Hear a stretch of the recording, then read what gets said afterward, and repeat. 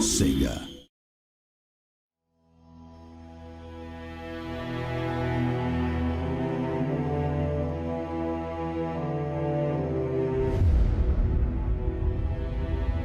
Welcome to the latest Total War Attila feature spotlight video. This time we'll be taking a closer look at migrating Barbarian Hordes. Begin a new campaign as one of the great migrator factions, and you'll assume command of its hordes, which offer a completely new way to play Total War. Their nomadic, tent-based lifestyle means they effectively carry their towns with them and don't need to own brick and mortar settlements in order to build and improve structures, develop their economic and farming potential, and recruit new forces.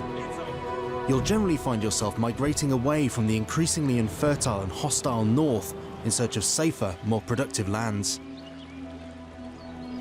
Playing as the Visigoths, for example, you start with 2 hordes in the middle of the Eastern Roman territory, and you're advised to head southwest and make inroads into the crumbling Western Roman Empire.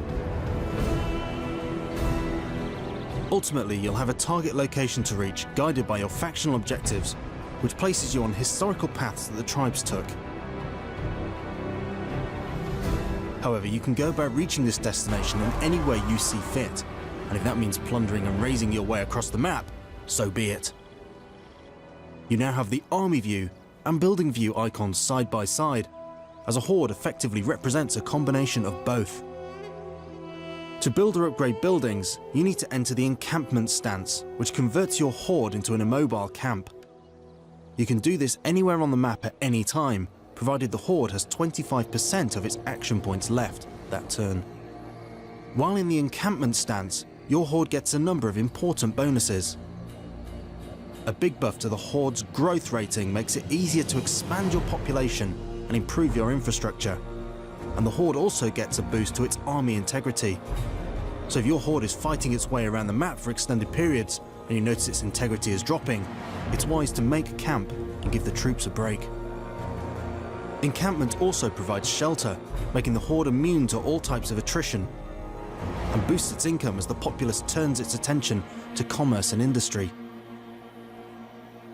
New agents can be recruited while encamped, and new hordes formed with a member of your family or one of your associated nobles as its general. These orders may still be issued to mobile hordes. Building is somewhat different for hordes than it is for standard settlements, as there are 10 building slots available to a horde, considerably more than even a large city can hold. They can all be filled and upgraded with buildings unlocked in the migrator-specific tech trees. Another new feature in Attila is the building browser, located here. This enables you to see all of the buildings available to you and which technologies are required to unlock them.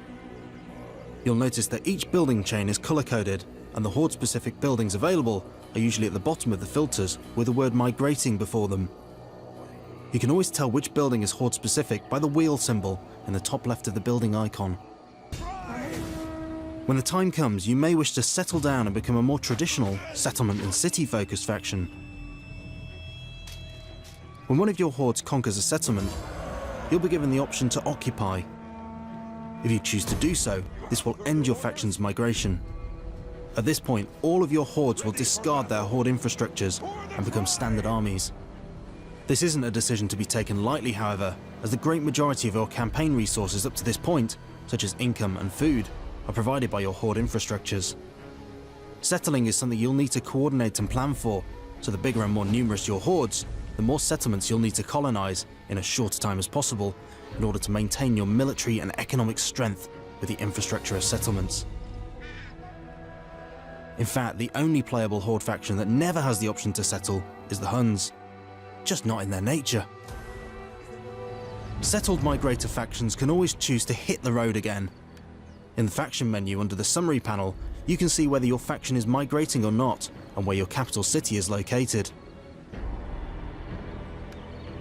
By clicking Start Migration, you're one turn away from abandoning all your settlements and turning your armies back into hordes.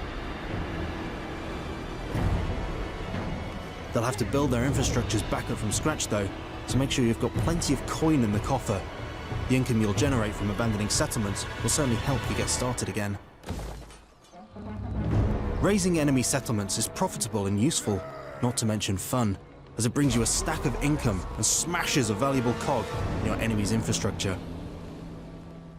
But it also devastates the fertility of the land in that region, which has negative connotations for any hordes encamped there, as hordes rely on region fertility for food production, population growth, and troop replenishment. To check the fertility of a region, go to the overview map and click on the fertility filter at the top. This is also a useful guide to direct you towards more fertile lands. Roaming the map, raising and looting as you please, is loads of fun and immensely satisfying, but it also brings a host of new challenges. With threats coming at you from every direction and no walls to provide cover, each and every decision you make will be crucial to your survival. Will you struggle living hand to mouth, or will you master the lifestyle of the nomadic warrior to become a tribe of legendary renown? That's it for this feature spotlight. The Horde awaits you.